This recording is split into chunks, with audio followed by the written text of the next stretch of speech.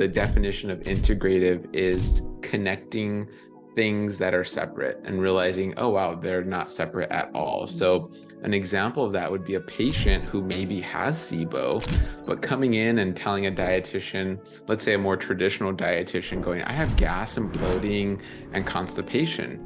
And the traditional dietitian goes, here's my protocol. Here's what I learned on how to help your gas, bloating, constipation. Do X diet with XYZ supplements. Okay, focusing on the symptoms.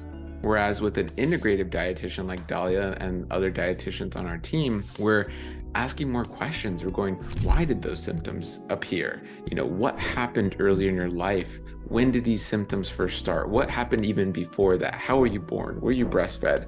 What medications are you on? So we're asking way more questions to go deeper and get to the root. And then you tend to find out, oh, wow, you've been constipated your whole life and maybe didn't realize it. What is actually constipation, right? These symptoms are truly a blessing because it enables me to now take action. It's when we ignore the symptoms or try to mask the symptoms that we get into deeper trouble. But if you really understand your symptoms and take them head on and realize, okay, my body's trying to tell me something, let's dive into this and go deep, then you really get that sustainable, long-lasting, thriving health, right? We help our patients understand that these things are normal.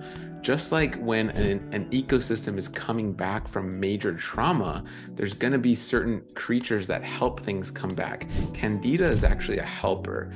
Fungi is actually a connector and a helper in our gut. But it's when you leave it that way, just like you wouldn't want to leave a forest decimated from a forest fire, you don't want to leave your gut decimated from antibiotics or just keep taking antibiotics and leave the fungus there just thriving and thriving and thriving until one day you can see it in your mouth and you're bedridden and so many different symptoms can happen, right? When you're not getting enough fiber, you are not activating the proper microbes all throughout your GI tract. You are not producing what's called postbiotics that help promote neurotransmitters that provide nutrients for your body. These postbiotics, also short-chain fatty acids, are postbiotics.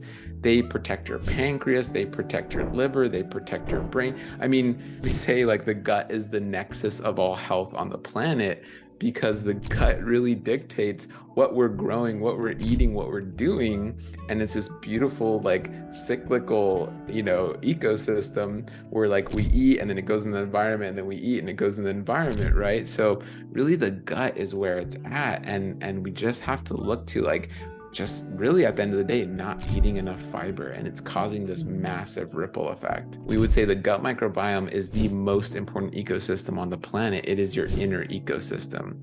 And you are what's called a superorganism, meaning you're one organism comprised of trillions of other organisms that are relying on you. That is your inner ecosystem. So you can almost imagine like you're carrying a terrarium, or if you love your dog, if you have a pet, this terrarium pet is the most important pet that you should love. And so when you think of it that way, it's like, what are you doing to love your gut microbiome? What should you be feeding it? What are you going to put in that terrarium? And that's where prebiotics were termed and understood and researched. And you're going like, oh, prebiotics that come from plants. Eating a variety and a diversity of plants has been shown in so many studies, all different types of studies, to aid and help your gut microbiome, this diverse ecosystem, by eating a diverse group of plants from the ecosystem. It makes so much sense when you look at it, right? Every single food you eat has unique DNA. We don't seem to think about this. Like literally the food we eat has its own unique DNA, from every tomato to every broccoli. That DNA is intermingling with your microbial DNA. That food on many different levels, from the surface to the inside of the cell to the root system, has its own microbiome as well that's going to intermingle with your microbiome. So fermented foods or pickled foods are just kind of really expanding on that and really amplifying those microbes, because it's creating an environment for the food to say, grow more of these microbes, and these microbes can start to multiply and feast. And then you eat that, and it's like this really concentrated, wonderful explosion that can be positive. However, if you're kind of not sure what you're doing, also eating too many fermented foods too quickly can also not make you feel too good. So it's really understanding your body, where you are, and definitely getting expert help so things go well and you don't get too frustrated or discouraged. The good news is you can, with every meal that you eat, reshape your gut microbiome. With every hike you go into nature, with every farmer's market you visit, with every plant you plant in your farm or your garden, you are activating something in your gut microbiome for the better.